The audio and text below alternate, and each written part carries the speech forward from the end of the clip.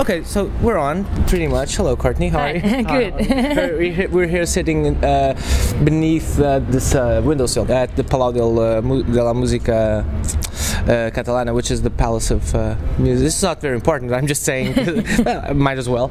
At the Palace of Catalan Music, actually. So it's kind of rather appropriate. Yeah, yes. very. Cool. Cool. So you played yesterday. We're doing this the day after your show at Primavera Sound in Barcelona. And how did it go for you? It was one of the most amazing shows I think I've ever played in my life. Oh. It was just a really great crowd, and everyone was really happy, and it was just a beautiful kind of setting, you know. And I felt pretty lucky to be playing amongst such other really great bands. Like I saw so many good bands yesterday. Who did you watch? I saw a bit of television. Oh, nice. Saw a bit of Dum Dum Girls, Ty Segall,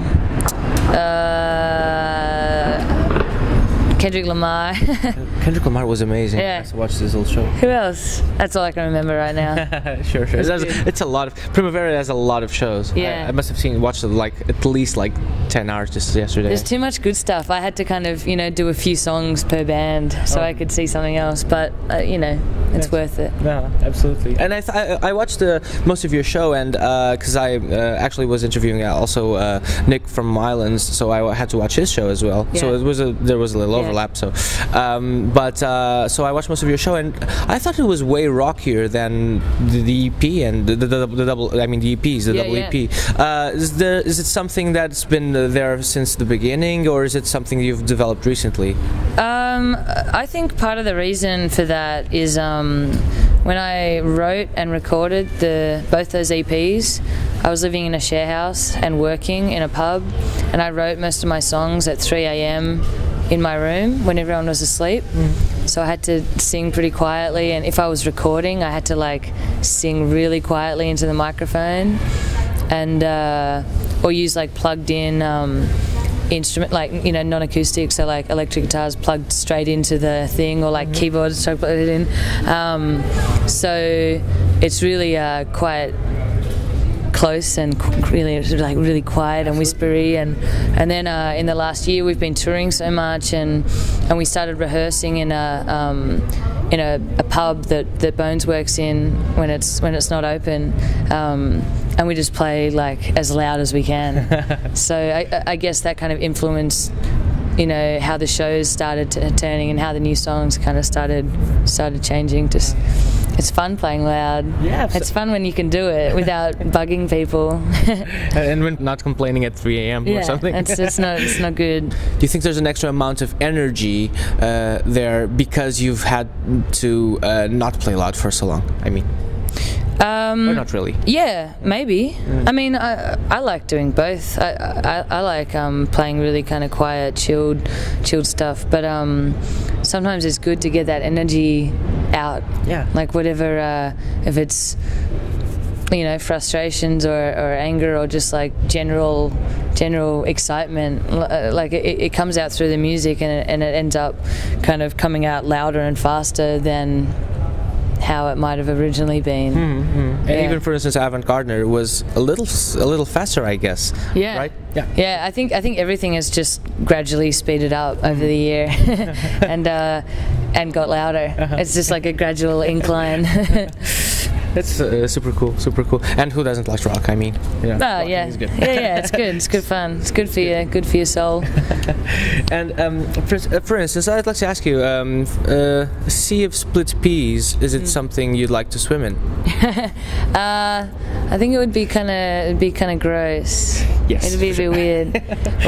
When I was drawing that picture, I think I was eating some soup, some lentil soup. So that's how I came up with the title. So there's to your work, there's a lot of specificities, and it's very on point with everything in terms of description. So I guess I like to take the time to be extra specific, instead of just saying I walk past a tree and blah blah blah. That's already quite specific. but like you say, I was walking down the cobbled footpath and saw a tall tree, and it just makes it more interesting. And it paints more of a picture for someone who wasn't there to see what I saw. Then maybe if I don't know. I think that's what I think it's kind of a subconscious thing, and also I just I think a lot, so I probably talk more than I need to, more than is necessary. But I don't know. I think it's kind of interesting. It helps paint the picture.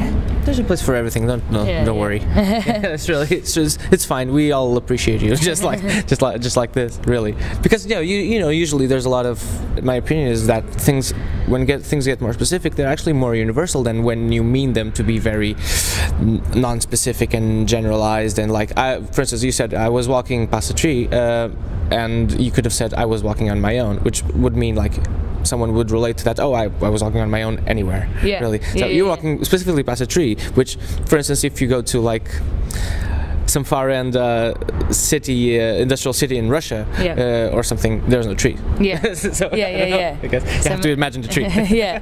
And maybe they wouldn't relate to it, but yeah, I think music's special like that. Like you can. That's why people like music, and when they hear something that they can relate to, they like it. Yeah, sure. Absolutely. Because of the descriptive quality of your music, then, for instance, Avant Gardner really happened like that anaphylactic attack, and you have asthma. Yeah. Okay, me too. High five. High five. Yay for breathing problems. But so that's okay. So that's okay. I have no question about Avant Gardner. It's just really a superb song. Thanks. Really. But yeah, it is a true story, and I wrote it like a couple of weeks after it happened, and I was kind of reflecting on it, and I thought it was kind of funny. Well, I mean, originally it was like very dramatic, and I was very upset about it. But then I thought back to it, and it's like tried to see the humor in the situation. Another song, like for instance, what's the best history eraser? What, to erase history? Yes. I don't know. I don't think